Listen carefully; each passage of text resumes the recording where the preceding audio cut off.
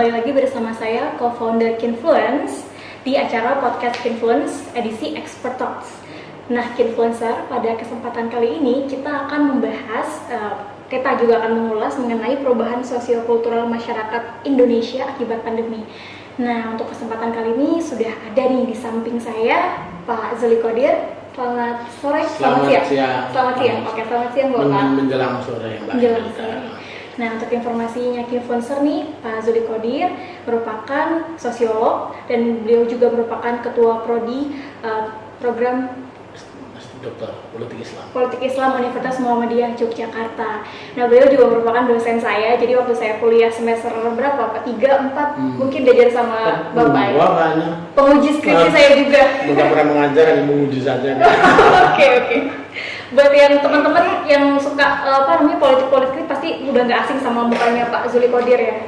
Tokoh liberalis Indonesia, bener nggak nih saya ngomongnya Pak? Enggak, saya aja liberal. Orang lain yang ngomong aja. Saya ini orangnya baik santun. Orangnya baik santun ya Pak ya. Muhammadiyah selalu. Muhammadiyah sangat empatik. Oke. Enggak liberal, orang yang ngomong aja. Oke, baik Pak. Nah, kita kemarin itu Kinfluence udah ini ya Pak, bikin podcast tentang self leadership, ngomongin kebahagiaan sama Profesor Heru selaku konsultan advisernya Kinfluence. Nah, pada kali ini kita mau ngomongin perubahan sosiokultural masyarakat Indonesia akibat pandemi. Karena Bapak sebagai sosiolog nih bisa berbagi sama Kinfluencer, kira-kira apa sih Pak perubahan sosiokultural itu dalam sosiologi itu maksudnya kita bakal apa gitu ngomongin apa? Ya, baik, terima kasih Mbak Imelda ya. Saya diundang untuk berbincang, bersharing bersama teman-teman semua, mudah-mudahan ada manfaatnya. Amin. Sekalipun saya tahu kebetulan agak siang, jadi mungkin mengantuk sedikit. Tapi mudah-mudahan besok tayangnya pas jangan siang, Mbak ya. Siap. Ini agak ngantuk.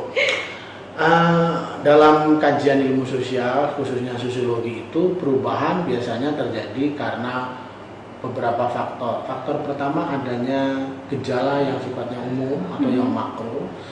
Kenapa disebut gejala? Karena ada perubahan yang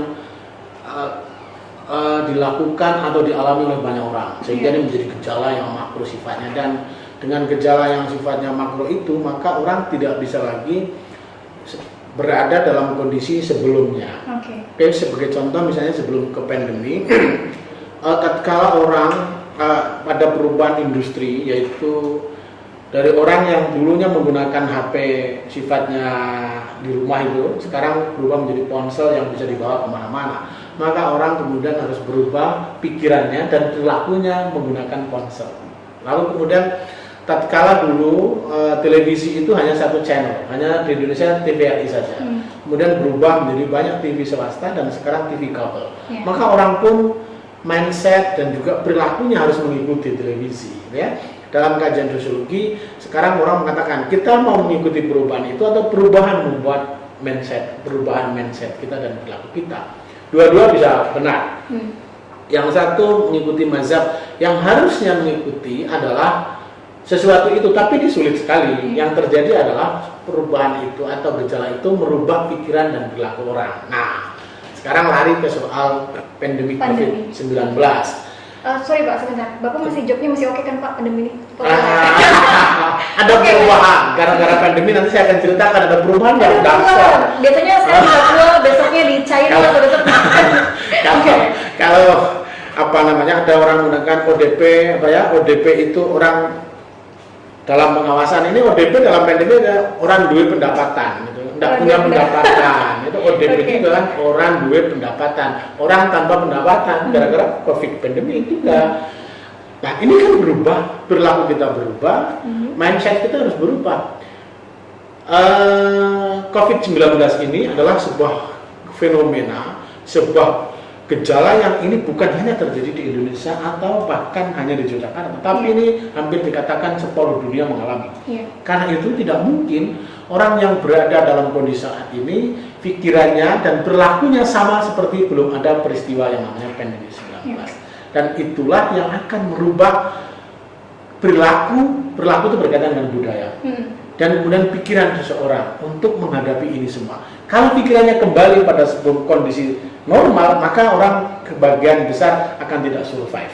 Maka yang paling penting adalah bagaimana survive pada saat COVID pandemi ini terjadi dan pasca COVID-19 ini. itulah strategi yang harus dilakukan. Jadi perubahan itu merupakan sesuatu yang mesti terjadi atau harus terjadi adanya karena gejala itu merupakan pendorong utama terjadinya perubahan mindset dan perilaku. Oke, berarti udah paham ya influencer apa itu tentang perubahan sosiokultural. Nah, kalau sepengetahuan Bapak, kira-kira di masyarakat nih yang misalkan Bapak teliti gitu, Bapak kan juga aktif nulis buku ya Pak. Perubahan yang paling nampak nih, perubahan sosiokultural apa yang paling nampak itu terjadi di masyarakat karena pandemi ini? Pertama ada kekagetan. Selain orang berpendapatan ya Pak. Jadi ini kadang-kadang orang ada shock culture, ada apa namanya gegar budaya yang luar biasa karena kok tiba-tiba terjadi begini. Dulu ada seorang penulis futurolog namanya Alvin Toffler mengatakan bahwa akan terjadi gelombang ketiga di dalam dunia ini. Gelombang pertama sudah terjadi yaitu dari masyarakat agraris, lalu menjadi industri, lalu dari industri menjadi bisnis. Sekarang itu pasca industri. Luar biasa, shock culture akan terjadi. Kalau orang tidak bisa mengikuti perubahan itu, maka shock culture itu akan menjadikan banyak orang stres. Dan sekarang sudah banyak terjadi karena tidak mau mengikuti perubahan itu. Banyak orang stres. Kata Seloroh itu sekarang banyak orang mengalami peningkatan orang yang terdeteksi atau disebut positif bukan karena secara langsung karena virus COVID, tetapi gara-gara stres. Sehingga kemudian penambahannya luar biasa banyak. Kenapa itu bisa terjadi? Orang belum siap. Itulah ada shock yang luar biasa. Dan shock culture ini akan terjadi di banyak orang yang tidak siap dengan apa yang terjadi dan dihadapi saat ini. Nah, kita akan lihat betapa orang sangat defensif tatkala COVID ini terjadi dan menyerang seseorang. Satu, perubahan itu terjadi dan bentuk defensif di masyarakat apa? Yang tadinya orang bisa menerima orang yang datang ke kampung halaman. Saya sebagai orang yang tinggal di sebuah kampung di Jakarta, Anda orang yang tinggal di Cirebon sana, mau pulang ke kampung halaman ya kita tidak boleh. Susah ya Pak. Ini kenapa bisa begitu? Karena mereka takut sekali, khawatir. Jangan-jangan ini Mbak Emilka, jangan-jangan ini Pak Zuli, Anda mengalami begini-begini. Nah, padahal dia sendiri datang ke situ mungkin karena sehat tidak ada masalah, tapi masyarakat defensif. Gara-gara apa? Melihat ketakutan yang jadi gejala ini mengakibatkan orang ketakutan yang sangat luar biasa. Dan ini terjadi di masyarakat kita. Mencegah orang untuk datang ke kampung halaman dan segala macam. Bahwa ada perlu kita melakukan pemeriksaan dan ini itu tetapi menurut saya jangan sampai terlewat batas, overacting reaksi. Jadi reaksinya jangan terlalu kelewat batas karena sebetulnya ini bisa disiasati gitu kan. Orang kalau mau periksa, nah ini dia. Karena kondisi ini atau gejala ini merupakan gejala yang sifatnya internasional, maka protokol kesehatan penting dilakukan. Misalnya dia menjaga selalu fit tubuhnya ya dengan berolahraga dan segala macam, lalu kemudian dengan pola makan yang baik, lalu kemudian bersih. Nah, ini kan sebetulnya bagian dari ajaran agama-agama. You mesti sehat, you mesti bersih, you mesti berhati-hati. Nah, banyak orang di masyarakat kita, baik masyarakat kampus ataupun masyarakat non-kampus itu tidak mau secara rutin menjaga kesehatannya dan kehidupan yang bersih. Banyak begitu, maka begitu suruh begitu ada yang melanggar. Yang melanggar inilah yang kemudian berdampak secara sosial. Saya sendiri nggak terlalu suka dengan menggunakan istilah social distancing karena social distancing itu sebetulnya adalah sebuah sekat untuk memberikan ruang kepada orang itu menjadi tersegregasi. Saya dengan Anda, orang kaya, orang miskin, tersegregasi sendiri. Orang Jawa dengan orang luar Jawa tersegregasi sendiri. Dan ini memang pola yang dulu terjadi pada zaman kolonial. Nah, sekarang bersyukur pemerintah kita merubah dari social distancing menjadi physical distancing. Dan itu lebih betul, karena yang perlu kita jaga itu adalah jarak orang per orang, bukan orang miskin dengan orang kaya berjarak. Kalau itu berjarak, wah nanti nggak ada yang membantu orang miskin. Orang kaya sendiri, yang miskin sendiri, karena bilang, ini kan kita social distancing. gitu. Jadi ada perubahan yang terjadi di masyarakat, tetapi mereka terlalu overacting di dalam merespon. Itu menurut saya perlu diberi pengetahuan yang Edukasi baik, yang baik. perlu diberi edukasi yang baik bahwa COVID ini memang masalah, tetapi kita tidak usah terlalu reaksioner. Yang penting kita misalnya menjaga kesehatan dengan baik, makan dengan baik, dan menjaga kebersihan. Hidup teratur itu penting. Itulah saja. Siap. Oke, the next question nih. Siap-siap Bapak. Ini saya serius banget. Oke, iya. Oke, lebih santai ya. Santai. Oke, gini Pak.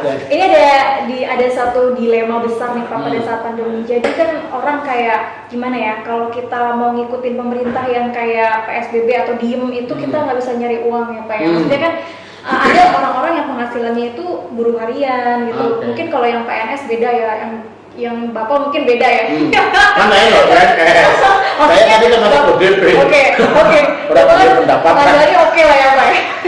Tapi kan orang-orang mungkin ada yang dia buruh harian, kalau nggak kerja nggak bisa makan gitu. Nah akhirnya dilema nih, apa mau ngikutin pemerintah kayak diem tapi nggak bisa makan, nanti malah mati kelaparan, atau mengabaikan pandemi itu sendiri dan tetap bekerja. Nah itu pilihannya bagaimana harusnya? Ya, kalau saya kebijakan PSBB itu misalnya yang harus ketat, orang tidak boleh bersentuhan kan. Kalau bekerja, misalnya salah satu contoh, para petani bersentuhan dengan siapa? Dia bekerjanya ke ladang. Petani ke ladang, ke sawah, tidak bersentuhan sama siapa-siapa. Kalau buruh bagaimana? Buruh pun kalau buruh bangunan katanya COVID ini bisa hilang sendiri, mati karena terlalu panas kan. Oh iya. Jadi terlalu panas itu COVID akan mati. Loh, pada saat orang yang terkena disebut positif COVID ini, kemudian mereka suruh berjemur kan. Loh, kalau buruh bangunan itu kan tiap hari kita berjemur. Otomatis berjemur ya Pak. Dan ini saya belum survei, tetapi dugaan saya yang banyak kena itu adalah orang yang yang physical distancing-nya berkurang, dan itu daerahnya adalah daerah yang dalam area yang agak kedinginan, agak dingin, yang ber-AC dan segala macam. Karena katanya virus ini kalau di daerah dingin yang ber-AC macam itu akan lama dia hidup dan kemudian akan mudah menyebar. Ini kayak flu kan, kalau flu itu kan kalau kita batuk flu di dalam orang ber-AC, begitu saya bersin-bersin nanti teman sebelah saya ikut ketularan, kayak gitu-gitu kan. Ini beruntunglah katanya, ini tularannya adalah sebetulnya bisa dideteksi bahwa penularan itu lewat tempat atau kalau ada sentuhan. Nah kalau flu kan nggak perlu sentuhan, nggak perlu sentuhan, tapi kemudian bisa lah.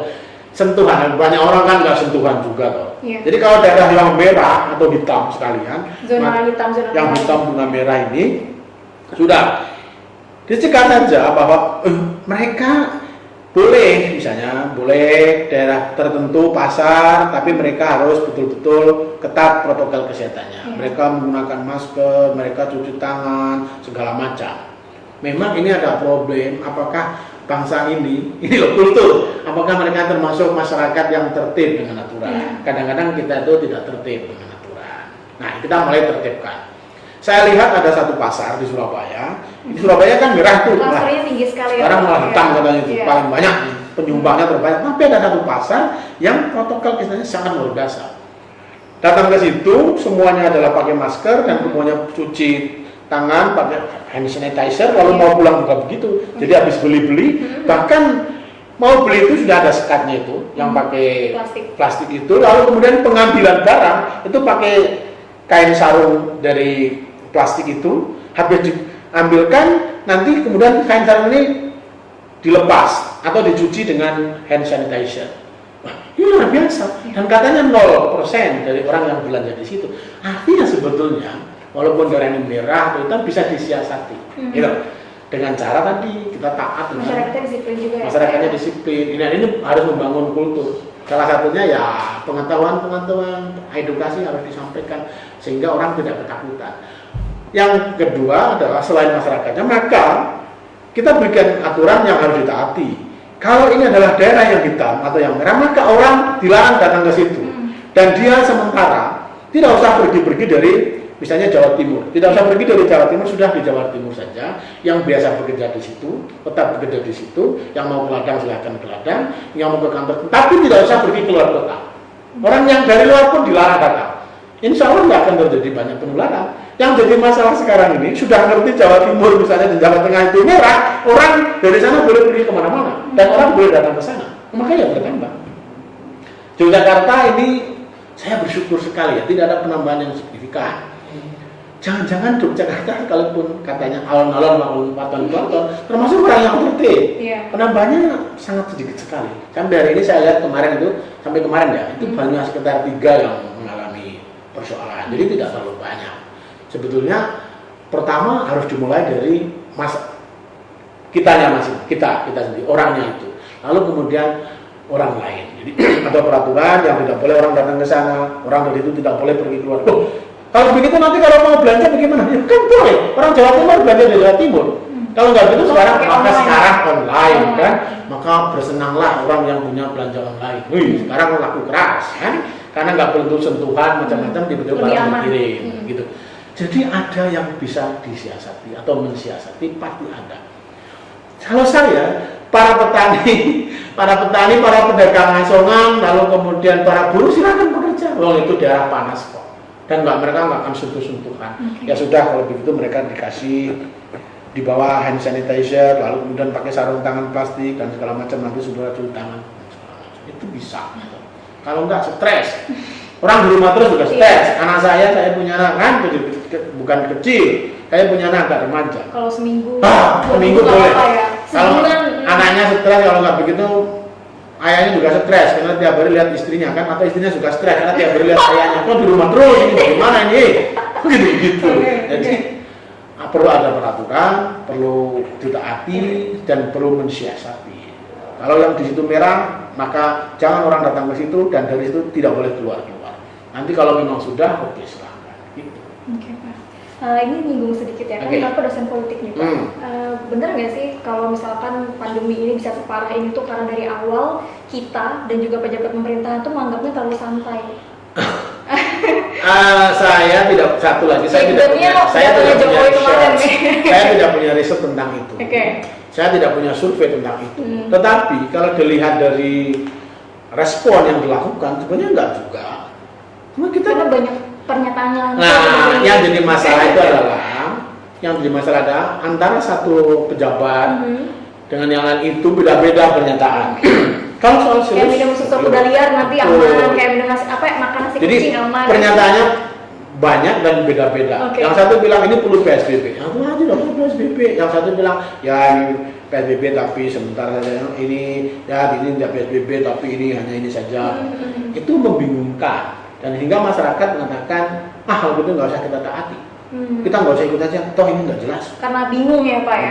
Tapi kalau misalnya itu satu, jadi misalnya satu saja informasinya bahwa dari pusat mengatakan ada PSBB, maka semuanya PSBB. Atau misalnya oke, ini PSBB untuk daerah-daerah tertentu, jangan semua. Kalau saya di daerah yang tidak ada pandemi, misalnya tadi daerah pantai, daerah persawahan, pedesaan yang nggak ada, ya sudah nggak usah PSBB. Yang jadi masalah itu kadang-kadang penafsiran terhadap kebijakan pusat ke bawah ini, yang tadinya harusnya adalah ada perbedaan implementasi di bawah, dipukul rata. Yang nelayan, jadi yang nelayan, yang petani semuanya PSBB. Ini daerah yang hijau tetap PSBB, ini daerah yang merah PSBB, yang kuning PSBB. Ini saya karena sebagian dari pejabat kita, birokrasi kita itu mentafsirkan apa yang dikemukakan oleh para menteri dan juga presiden, para menteri itu berbeda-beda. Ditambah lagi pernyataannya itu kadang-kadang tidak nyambung antara satu dengan yang lain. Ilmiah ya Pak, gimana ya? Ya bukan tidak ilmiah, tapi kadang-kadang ini orang mengatakan ini karena pendekatan politik. Wah, ini cari panggung. Kira-kira gitu. Ini kan panggung menuju 2024. Jadi segorengan politik gitu. Ini panggung untuk menjadi pilkada 2021. Ini pilkada 2022.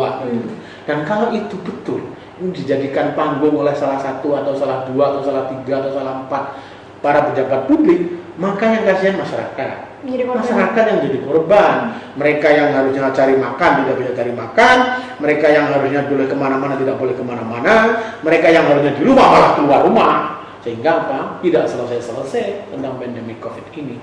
Kalau saya sebetulnya cukup tegas pada saat tanggal 13 mengatakan Indonesia yang masuk bagian dari negara kena pandemi. Itu tegas tanggal 13, sehingga habis itu kemudian harus sampai tingkat kabupaten, sebenarnya kabupaten dan kabupaten, kemudian ke kecamatan mengatakan daerah-daerah tertentu ini tidak boleh melakukan ini, daerah ini boleh melakukan, daerah ini sama sekali tidak boleh, daerah ini boleh, ya begitu. Cuman ya itulah dalam pendekatan politik, walaupun saya belum survei, ini ada orang menggunakan panggung untuk menuju kepentingan dia sendiri dan juga sebagian partainya untuk berikutnya 2021, 2022, 2023, 2024. Kalau isu jangan terlalu lama lah. Iya, kalau anti corona sendiri bagaimana Bapak tanggapannya? Kalau anti corona itu loh Pak yang katanya mau diproduksi massal itu kan heboh tuh Pak. Kalau anti corona, kalau nanti ada pinnya mungkin orang yang kena corona di Yogyakarta katanya di wilayah Malaboro yang saya dengar belum kalong tetapi HP katanya. HP? Jadi HP itu ada, jadi kalau HP yang dibawa oleh petugas, kalau nanti ada orang yang terkena langsung bunyi tit katanya begitu. Oh iya? Jadi ada pinnya. Jadi dulu ada, ini juga perdebatan, saya sebenarnya nggak mengikuti, tapi saya orang. Nah, begini, ada waktu itu ada orang yang melakukan pedofil, oke? Katanya pedofil itu, lalu kemudian dikasih pin pada orang yang melakukan pedofil itu, sehingga nanti kalau ada dianggap korban akan digajikan korban langsung bunyi tit maka orang pergi. si yang akan dijadikan korban ini langsung dilindungi oleh orang lain. Nah, ini mungkin ya ada baiknya juga asal tidak terjadi diskriminatif dan yang namanya diskriminatif serta yang dinamakan ekskomunikasi. Kasihan dong. Misalnya anda itu dikasih kalung, kalung pandemi COVID, saya dikasih kalung, lalu Mbak Halida, lalu Mas Yahrul ini dikasih kalung ya, tiba-tiba jalan-jalan gitu bunyi tit bahwa tit itu adalah orang yang terkena, lalu orang lari semua. Lalu kemudian jatuh misalnya si laki-laki atau si perempuan itu andanya jatuh, orang nggak ada yang mau menolong, menunggu pihak aparat kesehatan yang datang ke situ menolong. Wah, maaf ya, keburu meninggal dong nanti. Jadi bagaimana caranya kalau memang mau ada begitu, pinnya ini hanya bisa khusus mendeteksi ini memang kena COVID. Tapi jangan juga diekskomunikasi dan jangan diisolasi dan segala macam itu, karena kasihan. Oke, wah ini kan ada gejala orang terkena gejala begini, maka silakan Bapak, berarti Bapak agak menyingkir Pak, biar orang lain tidak kena. Itu saya setuju. Jadi kalau itu bukan menjadikan orang dijauhkan dari masyarakat dan kemudian diekskomunikasikan. Orang nggak mau ketemu, orang nggak mau ketemu, itu kasihan, tambah stres. Nanti makin banyak orang mati bukan karena COVID, tapi karena stres. Iya, karena kelaparan, karena kelaparan, karena dijauhkan dari teman. Loh, orang nggak mau ditegur teman itu lebih stres. Jadi Anda punya teman satu kantor, ya saya punya teman satu kantor nggak ada yang mau negur, itu jauh lebih stres daripada saya nggak punya duit. Sudah nggak punya duit, nggak ditegur teman, itu stresnya 2 kali. Maka besok pagi tahu-tahu ada kabar si A ini bunuh diri di kamarnya. Ditanya cari-cari, ternyata dia karena diekskomunikasi oleh kawan-kawannya. Padahal dia punya duit banyak, dia punya jabatan yang bagus. Gitu, bukan. Ya ada banyak faktor. Ada banyak faktor ya. Ya, gitu. Oke, kemarin Kinfluence sendiri udah bahas soal banyaknya perusahaan-perusahaan besar yang perlahan satu persatu dia tuh merumahkan pegawainya. Mau nyebut tapi takut copyright kan. Pokoknya adalah yang online itu akhirnya mereka merumahkan pegawainya dan otomatis kan Pak itu jumlahnya nggak 1-2 yang dirumahkan ya Pak, ratusan bisa jadi ribuan mungkin. Nah itu bagaimana Pak gejalanya? Apakah akan banyak ada pengangguran kemudian? Kata salah satu survei ini berdasarkan survei teman dari IPB mengadakan survei bahwa diperkirakan nanti akan terjadi lonjakan orang yang nganggur dari pekerjaannya, nggak punya pekerjaan, mencapai 10-12 juta di Indonesia. Gara-gara orang cukup tinggi ya Pak? Tinggi sekali kan, 10-12 juta ya. Karena banyak perusahaan merumahkan orang. Karena nggak boleh bilang PHK katanya, merumahkan pegawainya atau mengurangi jumlah pegawai. Gitu, nggak boleh bilang PHK ya, merumahkan pegawainya atau mengurangi jumlah pegawai dan atau kalau nggak begitu mengurangi jam bekerja dan itu artinya mengurangi pendapatan. Kalau nanti totalnya maka tadi orang duit pendapatan ODP. Itu loh. Istilah baru dari Pak Zuli Qadir ya, Jadi ODP. tidak punya Oke, pendapatan. Dan orang tidak punya pendapatan bisa berdampak banyak ya, secara sosial, secara kultur, secara mindset. Yang tadinya punya pendapatan, maaf ya, misalnya tadinya gampang aja punya pendapatan setiap bulan, nggak usah banyak-banyak, 5 juta. Tiba-tiba dia 0 pendapatan. Oh, Itu bingung bayar cicilannya gimana? itu bisa stres, apalagi dia sudah keburu, udah kadung ngangsur mobil, Iya. atau ngangsur motor. Pernah tuh pada kasusnya viral. Iya, gitu, gitu. ya. Misal sudah kadung beli motor baru, tiba-tiba dia dirumahkan walaupun sementara sampai 1 tahun misalnya kan. 1 tahun padahal angsuran motor tiap bulan misalnya 2,5 juta. Dia nggak ada pendapatan sama sekali. Wah, itu bisa macam-macam. Yang bisa dia lakukan bisa macam-macam kalau dia tidak betul-betul memiliki daya kreativitas yang. Maka salah satunya penting. Apabila dia dirumahkan, apabila dia dikurangi jam kerjanya, maka dia harus berinisiatif menjadi orang yang kreatif. Dan ini perlu dididik Misalkan jadi oleh entrepreneur influencer. gitu ya, Iya. atau bisnis. Sekarang makanya orang mendorong supaya memanfaatkan lahan yang sangat sedikit. Oke? Menggunakan misalnya tanaman-tanaman di pot, tanaman-tanaman di segala macam itu ya. Iya. Jadi supaya dia itu Membuka peluang sebetulnya bisnis satu. baru, ya, Pak. Kalau toh tidak punya opsi, ada kesibukan, ya kan? Iya. Orang yang sudah biasa bekerja, suruh nganggur itu stres. Orang Tidak yang sudah terbiasa badannya. Pak. Oh iya, orang yang sudah biasa, dia bekerja keras, habis itu bekerja dapat duit, sekarang suruh nganggur. Makanya salah satunya kan, ada banyak orang yang cepat tua, tatkala dia dipensiun. Karena apa? Biasanya apalagi udah biasa dilayani, ya, dapat duit banyak. Tiba-tiba ini nggak dilayani, nggak dapat duit banyak. Nggak ada pengalihan atau tidak ada aktivitas yang lain. Dia cuma merenung saja di rumah, duduk-duduk sama cucu sama anak. Kalau punya cucu lumayan ya. Kalau nggak ada cucu di situ ya, itu bisa stres.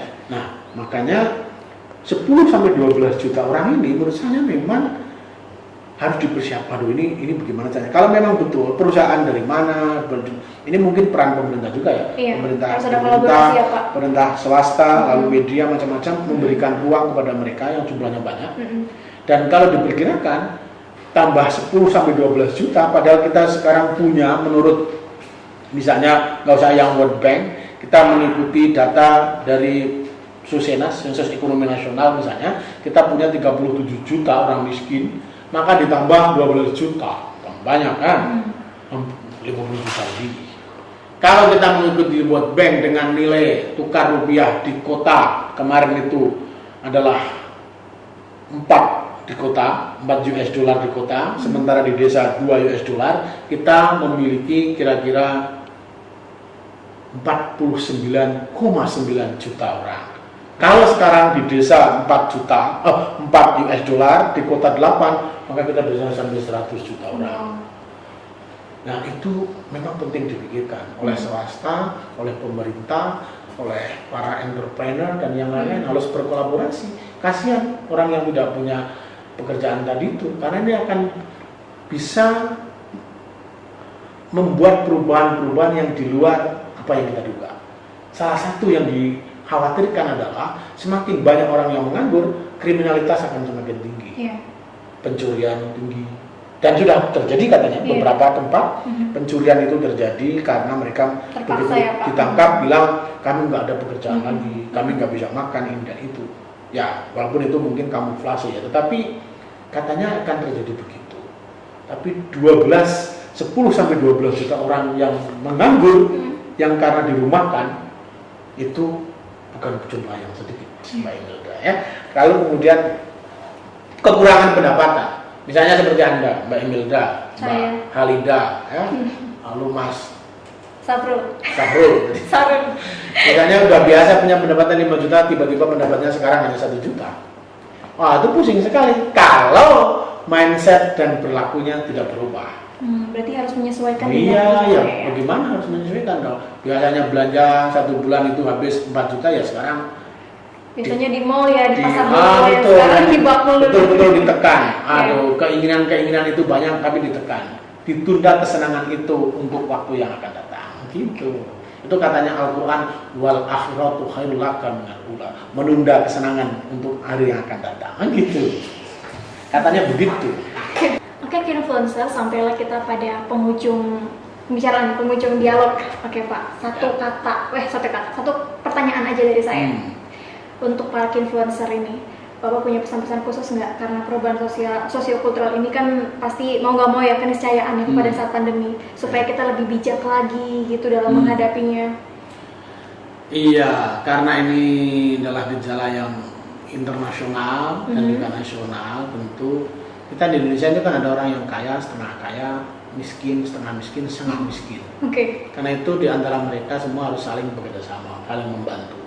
Dalam bahasa Indonesianya orang saling membantu dan gotong royong untuk meringankan beban orang lain. Yang tadi misalnya pendapatannya kurang atau tidak ada sama sekali, yang tadinya punya pendapatan. Yang berlebih bantu. Yang berlebih membantu yang agak kekurangan. Karena sebetulnya ini memang dampaknya bukan hanya kepada orang yang disebut bekerja harian atau bekerja di sebuah pabrik atau perusahaan ya. Orang yang punya pabrik dan perusahaan pun mengalami. Yang biasanya 1 bulan misalnya omset bisa 1 miliar, sekarang paling hanya separuhnya, dan separuhnya kan berarti itu berdampak besar ya biasa, Pak, kan? kelangsungan usahanya. Harus saling membantu ya. Kalau yang besar-besar membantu, kemudian yang di sedang dan segala macam. Yang kedua, kita tidak usah terlalu overacting. Nggak usah berlebihan. Kita nggak usah berlebihan menghadapi ini. Nggak usah lebay nanti. Kita melebih, betul bahwa ini adalah peristiwa yang terjadi, ada faktanya memang ada.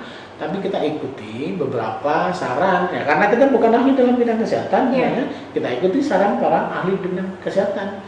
Kalau kita sebuah organisasi keagamaan dan ada istihad dari organisasi keagamaan, kita ikuti karena kita memang tidak ahli di situ. Dan itu adalah kita menjadi orang yang berhati-hati. Berhati-hati itu penting sekali, dan itu pesan semua agama kan. Lalu harus waspada, berhati-hati, lalu jaga hidup yang bersih, jaga kesehatan, itu semuanya pesan-pesan kemanusiaan agama.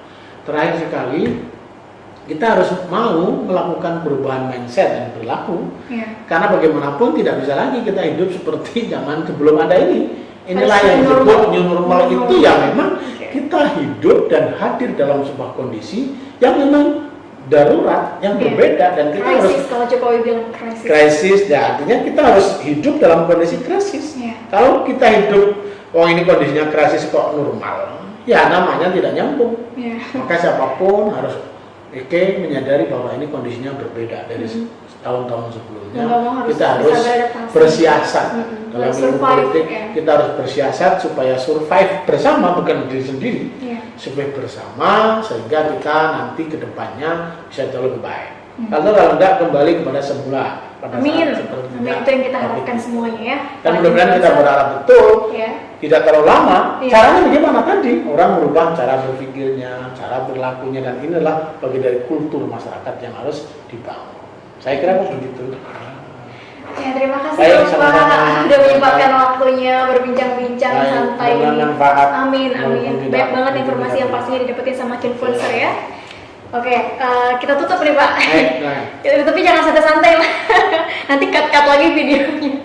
Oke, dari saya begitu saja untuk dialog kali ini. Semoga para influencer bisa mengambil inti poinnya bahwasanya perubahan sosiokultural merupakan sebuah keniscayaan di pandemi seperti ini, di saat ini. Tapi kita jangan sampai tidak bisa survive.